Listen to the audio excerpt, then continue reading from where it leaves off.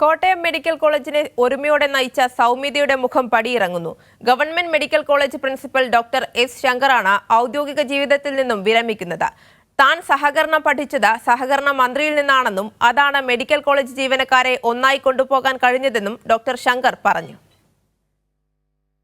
ഇത്ര സസൂക്ഷ്മമായി എന്നെ നിരീക്ഷിച്ച് കൃത്യമായി പറഞ്ഞത് വസന്ത് സാറാണ്. ഒരു സംശയമില്ല. സാറിൻ്റെ ആ ഒരു സൂക്ഷ്മ ദൃഷ്ടി ഒരു പത്തോളജിസ്റ്റിനെ കാട്ടിലും നല്ലതാണ് എന്ന് പറയാൻ ഒരു മടിയുമില്ല. പിന്നെ ഇത്ര കീനായിട്ട് സാർ ഒബ്സർവ് ചെയ്തു എന്ന് എനിക്ക് ആലോചിക്കുമ്പോൾ എനിക്ക് ഭയങ്കര ഒരു വികാരമാണ് വരുന്നത്. വാസവ് സാറിനെ ഞാൻ പഠിച്ച ഒരൊറ്റ വാക്കാണ് സഹകരണം. 2 കൊല്ലമായിട്ട് അതേ ഞാൻ നടപ്പാക്കിയുള്ളൂ. നിങ്ങളും നടപ്പാക്കിയത് അത് തന്നെയാണ്. കോട്ടയം മെഡിക്കൽ കോളേജിനെ ഒരുമയോടെ നയിച്ച ശേഷമാണ് പ്രിൻസിപ്പൽ ഡോക്ടർ എസ് ശങ്കർ പടിയിറങ്ങുന്നത്.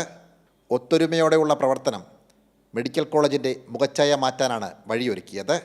കഴിഞ്ഞ 5 വർഷത്തിനിടയിൽ കോട്ടയം മെഡിക്കൽ കോളേജ് കൈവരിച്ച നേട്ടങ്ങൾ ചെറുതല്ല. അതിൽ പ്രിൻസിപ്പളിൻ്റെ സേവനം വിലമതിക്കാൻ കഴിയാത്തതാണെന്ന് മന്ത്രി VN വാസവൻ പറഞ്ഞു. ഒരുപക്ഷെ മെഡിക്കൽ കോളേജിലെ ഏറ്റവും നല്ല സൗമ്യ സാന്നിധ്യമാണ്.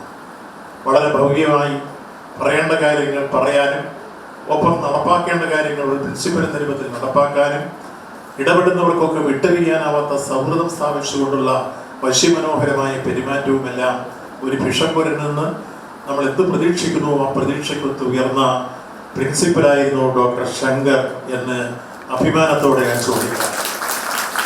32 വർഷത്തെ സേവനത്തിന് ശേഷം വിരമിക്കുന്ന ഡോക്ടർ എസ് ശങ്കറിനെ ജില്ലാ സഹകരണ ആശുപത്രിയുടെ നേതൃത്വത്തിൽ ആദരിച്ചു.